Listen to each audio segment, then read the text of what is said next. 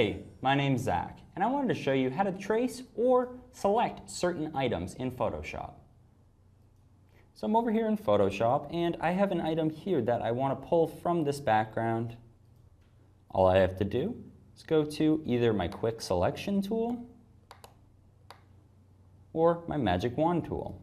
I like the Magic Wand tool. Alternately, you can hit W twice to get to the Magic Wand tool. All I have to do is select the red.